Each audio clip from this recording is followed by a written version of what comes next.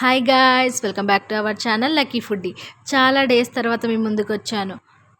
ఈరోజు చేయబోతున్న recipe chicken momos. Chicken momos చేయడానికి మెయిన్ రీజన్ వచ్చేసి మన సబ్స్క్రైబర్స్లో ఒకరు చికెన్ మోమోస్ చేయమని కమెంట్ చేశారు. నాకు చాలా హ్యాపీగా ఉంది. ఇప్పుడు చికెన్ మోమోస్ ఎలా చేయాలో ప్రాసెస్లోకి వెళ్ళిపోదాం. ఒక బౌల్ తీసుకొని అందులో కొద్దిగా మైదా పిండి వేసుకొని బాగా జల్లించుకోవాలి. ఇప్పుడు ఈ పిండిలో తగినంత సాల్ట్ వేసుకొని బాగా మిక్స్ చేసుకోవాలి. ఇందులో కొద్దిగా ఆయిల్ యాడ్ చేసుకొని తగినన్ని వాటర్ వేసుకుంటూ పిండిని బాగా కలుపుకోవాలి. పిండిని చాలా సాఫ్ట్గా కలుపుకోండి, అప్పుడే మోమోస్ చాలా బాగుంటాయి.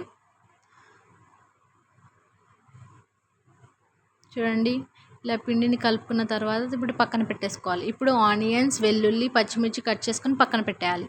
ఇప్పుడు గ్రైండర్లో బోన్లెస్ చికెన్ని తీసుకొని బాగా గ్రైండ్ చేసుకోవాలి. చూడండి, ఇలా గ్రైండ్ చేసుకున్న చికెన్ని ఇప్పుడు ఒక బౌల్లోకి ట్రాన్స్ఫర్ చేయాలి.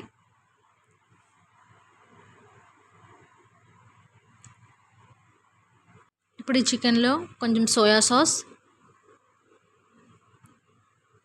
పచ్చిమిర్చి, వెల్లుల్లి, ఆనియన్స్, పెప్పర్ పౌడర్,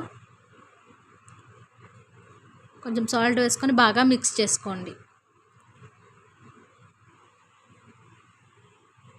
ఇప్పుడు మోమోస్ చేసుకోవడానికి స్టఫ్ రెడీ అయిందండి. ఇప్పుడు మనం నానబెట్టిన పిండిని ఇలా ఉండల్లా చేసుకొని చిన్న పూరీలా చేసుకోవాలి.